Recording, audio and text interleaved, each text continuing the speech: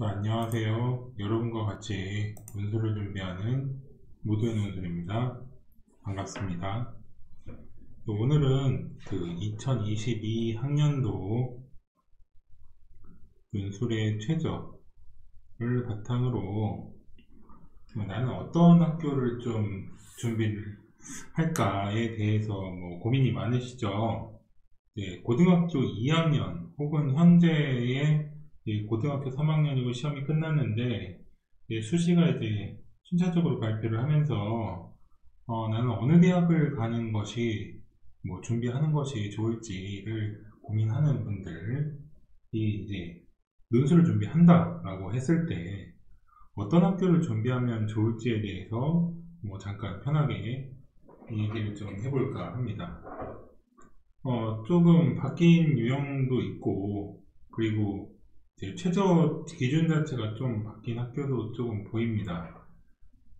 일단은 논술 지원은 어떤 학생들이 지원을 하는 거냐면, 그 능력치를 한번 볼까요? 예를 들면은 국어, 그리고 영어, 이제 언어의 영역이죠? 그리고 수학, 탐구, 이런 부분에서 이렇게 능력치를 한번 계산해 봅시다.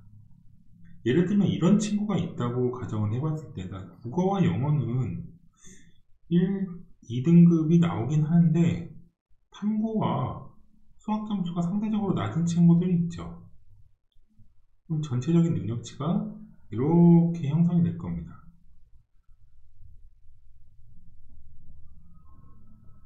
그럼 수학과 탐구가 전체적으로 이렇게 성향 조정이 되지 않는다. 너무 힘들다. 특히 나는 수학은 도저히 잘 모르겠어요 라는 친구들은 아마 탐구를 준비해서 이 방식을 이렇게 상향 조정을 하고 영어가 조금 점점 떨어질 수도 있고 이런 형상이 이루어질 수도 있겠네요. 그렇다고 한다면 이제 국어와 탐구가 전체적으로 높다 라고 하면 전혀 선생님 같은 경우는 이렇게 추천하진 않습니다. 왜냐면 국어라고 하는 건 이제 컨디션이 그날따라 좀 다를 수 있고요. 그리고 난이도에 따라서 조금 변동사항이 좀 있을 수 있어요. 반면에 전체적으로 내신은 좀 낮게 책정이 되어 있는데 영어만큼은 수능 성적이 좀 높다. 탐구도 높다. 국어와 수학은 좀 낮다. 이런 친구들 또 논술은 생각해보지 않을 수 없어요. 왜냐하면 이제 국어라고 하는 게 단기간에 쭉 상승하는 경우는 그렇게 많지가 않기 때문에 그렇죠. 수학도 마찬가지입니다. 지금 열심히 공부한다고 해서 불과 이제 11월 달에 이제 수능을 본다고 가정을 했을 때 이 수학 점수가 갑자기 급상승할 것이다. 이런 기대를 하기 힘든 친구들, 이런 친구들이 있을 수도 있어요.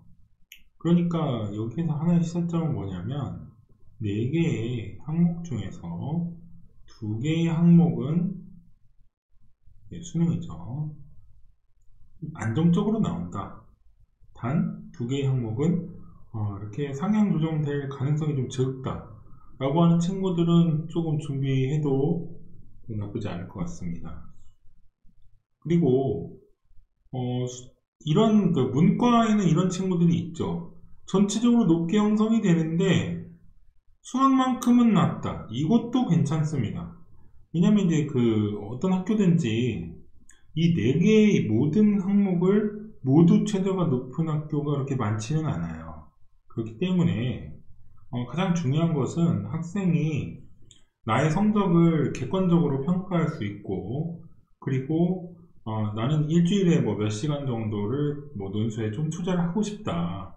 이런 친구들은 좀 준비를 하는 것도 나쁘지 않을 것 같아요. 그리고 일단은 처음부터 볼까요? 일단 가천대는 이제 새로 시작하는 학교입니다.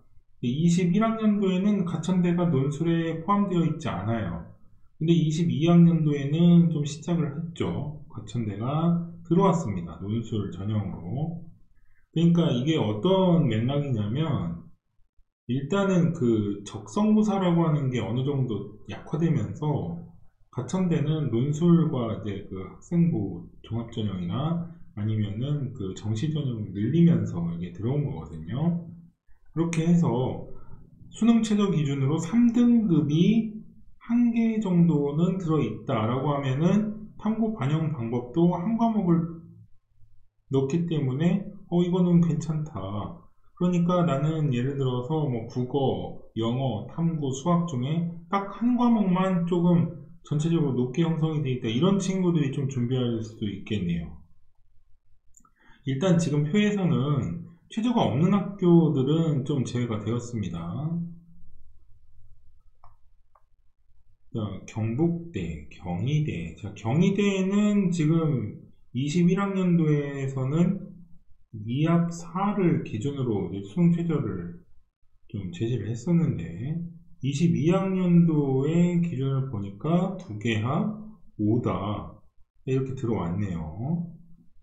인문, 자연 모두 이렇게 돼 있고, 자, 체육도 체육은 21학년도와 동일하네요.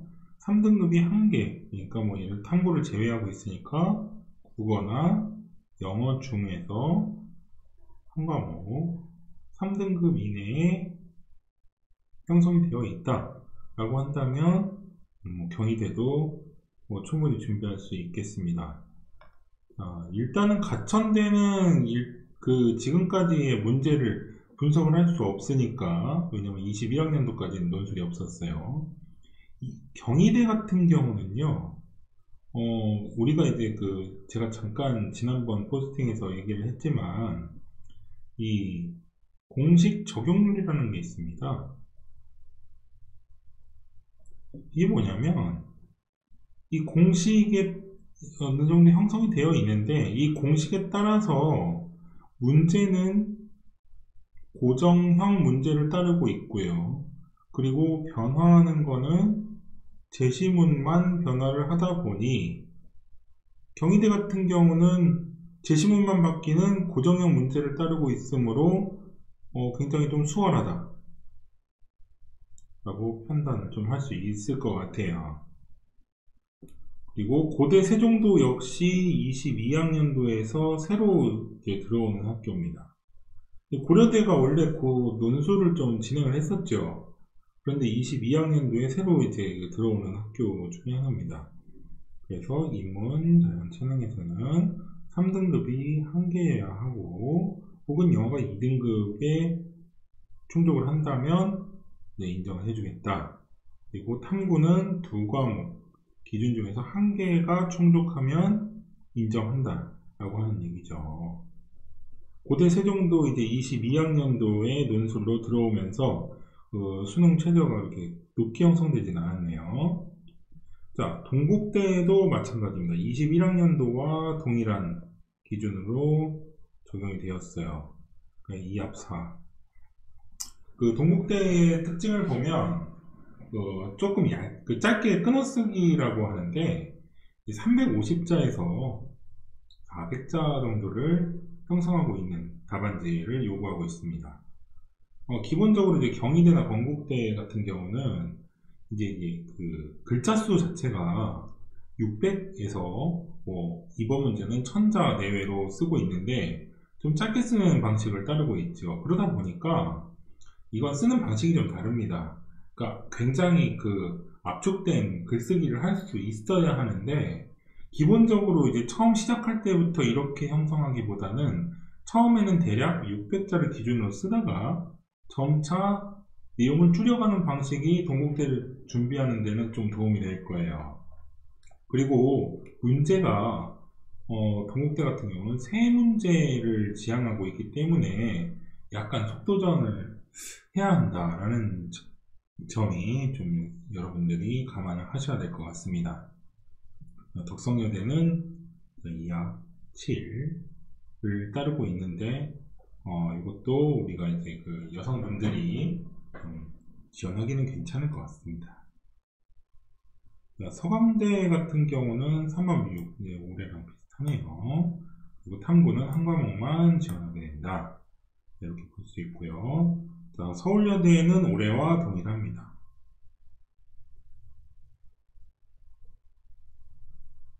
서울예대는 한 과목 2합 7을 따르고 있는데 영어 포함 시에는 여기에서 두 개를 포함할 때의 한 과목을 영어로 포함할 때는 두 개 영역을 합 5로 잡는다 라고 하는 거죠. 그러니까 영어는 이제 절대평가다 보니까 어느 정도 영어를 포함시킬 때의 기준을 좀 높여주겠다. 자, 이런 방식을 따르고 있고요. 서울여대 같은 경우는 좀 주제 자체가 좀 포괄적으로 좀 형성이 되어 있기 때문에 서울여대도 시험을 보신다고 한다면 조금 그 서울여대 문제를 미리 좀 풀어봐야 되는 그런 형식이 필요합니다. 자, 성균관대는 올해랑 비슷하네요. 2합 4로 따르고 있습니다. 그리고 두 과목을 따르고 있고 21학년도 같은 경우는 성균관대학교가 영어를 2등급 이내 뭐 이런 기준이 있었어요. 이것도 확인을 부탁드립니다. 그리고 성균관대 같은 경우는 이제 공식 적용률이라고 하는 점에서 굉장히 높다. 그러니까 성균관대도 뭐 문제를 굉장히 바꾸는 형식이 아니라 2008년도의 기출문제부터 쭉 2021학년도까지 형식 자체는 거의 그대로 동일하게 적용이 되고 있으면서 그리고 여기에서 좀 문제 난이도를 좀 높이거나 그리고 그 제시문의 난이도를 높이거나 그렇지 않다면은 제시문이 예를 들어서 이렇게 1프 문제 같은 경우는 기준 제시문이 이렇게 있고 뭐 흑백으로 나눠라 구분한 다음에 요약해라 이런 문제를 따르고 있었는데 여기에서 이제 그 문제 분항수 그 제시문의 수를 늘리거나 이런 방식만 바뀌는 거지 문제 자체의 형식을 바꾸지는 않고 있어요. 성신여대는 올해와 비슷하네요. 20일 동일 두 개 합 6등급을 따르고 있고요. 그리고 성신여대 같은 경우는 좀 소스가 좀 많이 있습니다. 왜냐하면 2014년도였나요? 이제 그 전까지는 논술을 유지하다가 잠깐 안 했다가 19학년도에 새로 시작한 그 논술이 지금 20학년도, 21학년도 모두 성신여대는 논술을 지향하고 있습니다. 문제 자체가 성신여대 같은 경우는 형식이 어느 정도 정해져 있어요. 그러니까 성신여대를 준비하시는 분들도 좀 성신여대의 문제를 준비를 한다면 조금 연습을 좀 하셔야 됩니다. 자, 세종대. 자, 2합 4겠죠.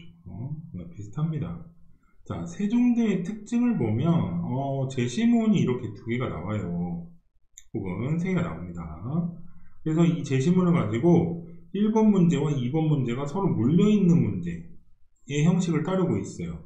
그러다 보니까 세종대의 논술을 조금 한마디로 정리해 보자면 수능 최저는 좀 맞추기 어렵지만 문제의 난이도라든지 그리고 문제 해결하는 데 필요한 사고력 자체는 그렇게 높지 않다. 그러니까 수능 최저는 높고 문제 난이도 자체는 약간 낮은 그러니까 보편적인 문제를 따르고 있고 그리고 비교 분석형 문제를 따르고 있기 때문에 세종대학교가 사실은 이제 처음에 얘기했던 이러한 그 기준치에서 두 개의 항목이 높게 형성되면서 다른 과목이 상향 조정되기 힘들고 그리고 논술에 대해서 굉장히 많은 시간을 투자하기 힘든 친구들이 세종대는 지원하기 좀 괜찮은 학교라고 할 수 있습니다. 숙명여대 같은 경우도 역시 세종대와 같이 이제 비교 분석형 문제를 따르고 있고요. 2합 5라고 한다면은 좀 높네요. 자, 숭실대학교는 원래 2합 4의 학교였는데 2합 6으로 21학년도부터 자 2합 6으로 하향 조정이 됐기 때문에 사실은 이제 숭실대를 얘기하면서 이 남학생들의 그 지원 분포를 좀 얘기 안 할 수가 없어요. 사실은 이제 2합 4를 주로 이제 그 수능 최저 기준으로 잡고 있다가 이제 그 여학생 같은 경우는 이제 뭐 위에서 보면 알겠지만 성신여대라든지 뭐 서울여대라든지 덕성여대 같은 경우 2합 4보다 낮은 최저를 요구하는 학교를 지원하면 되는데 남학생 같은 경우는 한양대 에리카를 제외하면 사실은 지원할 학교가 별로 없었어요. 그런데 숭실대학교가 이렇게 2합 6이라고 하는 상대적으로 낮은 최저를 이제 지향하고 있기 때문에 숭실대는 좀 괜찮지 않을까.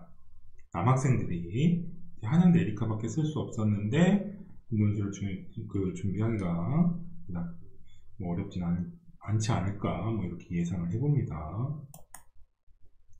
그리고 인하대는 이제 의예과만 이렇게 들어왔네요. 그리고 중앙대는 3합 6을 꾸준히 이제 지향하고 있었어요. 그러다 보니까 중앙대를 또 왜 얘기하냐면 이게 공식 적용률이 또 굉장히 높은 학교입니다. 문제 형식은 어느 정도 정해져 있고 제시문 자체만 좀 변화를 주는 이런 특징이 있어요. 인문, 그리고 서울, 세기합 6을 따르고 있고, 그리고 일단 보면 아시겠지만 이거는 최저 달성률이 좀 낮게 나오는 학교 중에 하나입니다. 우리가 이제 흔히 생각하기로는 1등급 한 개와 2등급 한 개와 X의 한 개를 가지고 좀 승부를 해보겠다라고 하는 친구들이 최저를 맞추지 못하면서 떨어지는 친구들이 좀 많은 학교 중에 하나다라고 볼 수 있습니다. 항공대 같은 경우는 이제 최저가 없었다가 이제 들어왔네요. 홍익대 같은 경우는 3합 7, 이것도 21학년도와 동일합니다. 3합 7. 그리고 올해 같은 경우는 이제 코로나 바이러스로 인해서 많이 이제 뒤쪽으로 이제 12월 중순이라든지 말로 많이 이동을 했는데, 홍익대 같은 경우는 10월 달에 시험을 봤어요. 좀 초기에 본 학교라고 할 수 있죠. 그러다 보니까 홍익대 같은 경우는 유사한 문제, 비교 분석형 문제 1번을 출제를 하고, 이 유사한 문제 형식으로 2번 문제도 바뀌는데 제시문 자체는 서로 같지 않습니다. 이런 형식을 좀 따르고 있어요. 이런 오늘은 이제 간단하게 눈에 보이는 학교들, 그리고 이제 학교비 높은 학교들만 좀 다뤘는데, 이런 걸 봤을 때 어떤 시사점을 읽을 수 있을까요? 일단은 기본적으로 어떤 학교든지 논술이라고 하는 특징을 가지고 있어요. 이 학교가 추구하는 논술의 특징을 모르는 상태에서 지원하는 것과 이 학교 논술 자체를 알면서 지원하는 것은 사실은 좀 많이 다르겠죠. 그러다 보니까 이 학교 홈페이지에 들어가시면 논술이라고 하는 기출문제 자료실이 있어요.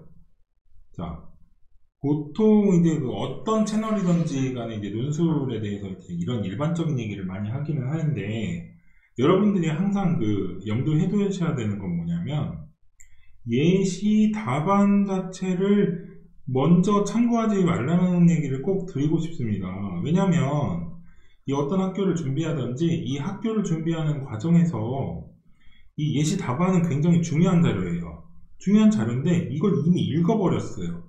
그러면은 그 학교를 준비하면서 내가 순수하게 초안을 쓸 수 있는 그거 이미 오염이 됐기 때문에 이건 준비하기 좀 어려워져요. 그러다 보니까 어떤 채널이든지 공통점은 있죠. 써봐야 된다. 그리고 자신의 수능 점수를 충분히 감안해가지고 지원해야 된다. 이런 얘기들은 다 참고를 하셔도 되는데, 예시답안을 참고하라고 하는 그 말이 진짜로 예시답안을 받아가지고 문제 풀기 전에 막 읽어버리는 이런 것들은 정말 그 학교를 더 이상 준비하기가 어렵습니다. 그러다 보니까 그런 걸 좀 참고하셔가지고 지원하고 싶은 학교, 예를 들어서 나는 수학은 못하지만 나머지 영역은 좀 높게 형성이 돼요. 그러니까 전체적인 능력치가 이렇게 형성이 되니까 국어와 영어와 탐구로 3합 7을 맞출 수 있어요. 3합 6을 맞출 수 있어요. 이런 친구들이 중앙대학교의 홈페이지 논술 기출문제에서 예시답안을 읽어버리면 사실은 자기가 스스로 공부할 수 있는 시간은 없어져 버리는 거예요. 기회가 없어지는 거예요.